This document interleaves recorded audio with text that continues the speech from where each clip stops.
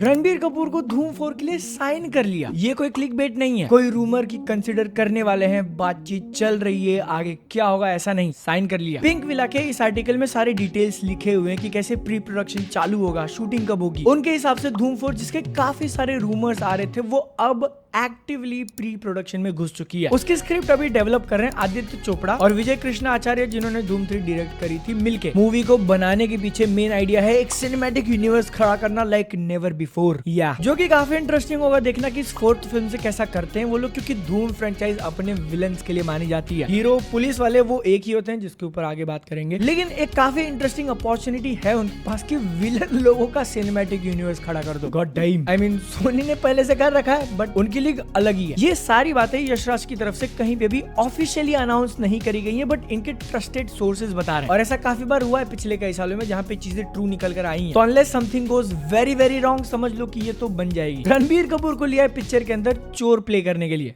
Villain. देखना बहुत interesting होगा कि क्या नया टेक लेके आते हैं पिछले तीनों विलन से डिफरेंट। लेकिन अब जब नया और डिफरेंट इतना बोल ही रहा हूँ तो जो ओरिजिनल कॉप है, फैन फेवरेट अभिषेक बच्चन नहीं आ रहे, आदित्य चोपड़ा के छोटे भाई उदय चोपड़ा, उनका कैरेक्टर जरूर फैन फेवरेट है, अली का रोल प्ले करते हैं, वो भी नहीं आने वाले। यस, ओरिजिनल जो डुओ जोड़ी है तीनों पार्ट में कंसिस्टेंट रही थी, 4th पार्ट में नहीं। नए एक्टर्स को वो लोग अगले साल कास्ट करेंगे, जो कि सुनने में पहले तो काफी वियर्ड लगा, थोड़ा दर्द हुआ। लेकिन तुम सोचने जाओ कि वो ऑलमोस्ट 20 साल पहले से ये कैरेक्टर प्ले करते आ रहे हैं। पहला पार्ट कब रिलीज हुआ था, अब वो जैसे दिखते हैं लाइफ के जिस स्टेज में है, कंप्लीटली डिफरेंट एनर्जी आएगी। और क्योंकि ये लोग सिनेमैटिक यूनिवर्स खड़ा करने का प्लान कर रहे हैं तो डेफिनेटली बेटर होगा नए कैरेक्टर्स को लेके आना, फ्यूचर प्रूफ। लेकिन फिर वही है कि कुछ डिफरेंट नया करो, उनको रिप्लेस करने की कोशिश मत करो। इस मूवी की शूटिंग कब चालू होगी, 2025 एंड या फिर 2026 के स्टार्टिंग में, अभी काफी टाइम है। बचे हुए 1 साल और कुछ महीनों में रणबीर कपूर अपनी लव एंड वॉर फिनिश करेंगे भंसाली के साथ, रामायण 1 और 2, फिर जाके धूम 4 और धूम 4 के बाद जाकर एनिमल पार्ट। डायरेक्टर अभी तक कुछ लॉक नहीं किया है, अगले साल मिड तक होगा ऐसा रिपोर्ट कहती है। लेकिन पूरा रीड करते वक्त मेरे दिमाग में घंटी बजी, क्या तुमको भी समझ में आया भाई इस लाइनअप में ब्रह्मास्त्र कहाँ है? मतलब 2026 के मिड तक पकड़ लो, उसकी शूटिंग चालू होने के कोई आसार ही नहीं है। जब होगा तब देखा जाएगा। काफी इंटरेस्टिंग टाइम चल रहे हैं, स्पेशली रणबीर कपूर का जो लाइनअप है डाइम। लेकिन अब जो चीज एक्चुअली रिलीज हो गई है उसकी बात करते हैं। भूल भुलैया पार्ट 3 का टीजर आया और इसका पोस्टर देखते ही मुझे लगा कि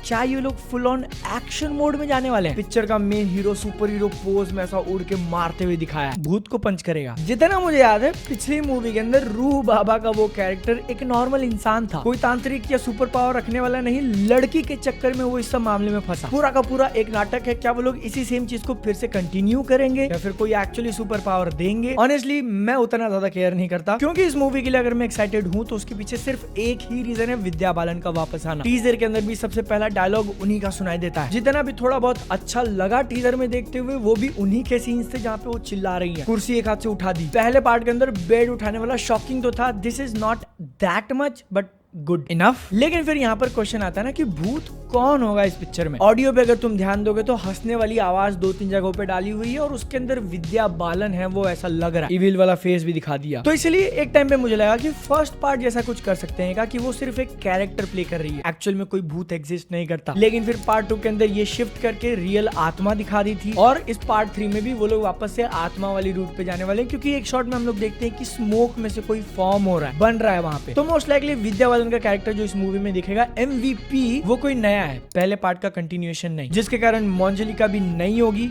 मतलब न्यू होगी। पुराने जमाने में उसकी जो कहानी 1 में दिखाई थी वैसा ही कुछ सिमिलर रखेंगे, लेकिन थोड़ा चेंज कर देंगे। एक आदमी को नीचे घसीटते हुए ले जाने वाला शॉट है, जो कि देखने में या तो दूल्हा या फिर राजा, लेकिन एकदम सस्ते वाले गेटअप में लग रहा है। लेकिन यहाँ पर वो एक पास्ट टाइम का कोई राजा है जिसने अन्याय किया होगा, क्योंकि अगेन डायलॉग्स में सिर्फ यही सुनाई देता है कि मेरा सिंहासन तूने उसको दे दिया, कितनी बार ऐसा करोगे, ये सिंहासन मेरा है और मैं यहाँ का जयकांत शिकरे। फिर शायद वही आदमी है जिसको खींच के ले गए, बेड पे डाला हुआ है, आग लगा दी है, जिंदा जला रही है। अब देखो भूत कोई भी हो, एक सीक्वेंस अपने को डेफिनेटली ऐसा देखने मिलेगा जिसमें उस चुड़ैल ने मंजुलिका ने विद्या बालन को पजेस कर लिया। ये अपॉर्चुनिटी वो लोग नहीं मिस करने वाले भाई, मतलब समझो बात को। वो भूत वाला मैडनेस इतना ज्यादा फेमस है तो फिर से रिक्रिएट करने की कोशिश करेंगे, जिसको लेके थोड़ा बहुत एक्साइटेड तो हूं, लेकिन डर ज्यादा लग रहा है, क्योंकि पार्ट 2 जो वर्क कर गई थी वो सिर्फ एक रीजन था, तबू। और पार्ट 3 का तो वो लोग टैगलाइन ही मार के दे रहे हैं। ट्रेलर के अंदर भी दिखा दिया, रूह बाबा वर्सेस मंजुलिका। रिस्क तो बहुत बड़ा है, क्योंकि मंजुलिका एक पॉप कल्चर आइकॉन है, फिर से छेड़छाड़ कर रहे हैं, अगर अच्छा नहीं बना तो लोग बहुत गालियां देंगे। अच्छा हो गया तो स्त्री 2 जैसा कोई धमाल देखने मिल सकता है, और अगर नहीं हुआ तो बहुत गंदा पिटेगी, क्योंकि टक्कर लेने वाली है सिंघम पार्ट 3 से। बहुत बैड डिसीजन भाई, क्योंकि दोनों इतनी बड़ी फ्रेंचाइज है, एक ही दिन पे पार्ट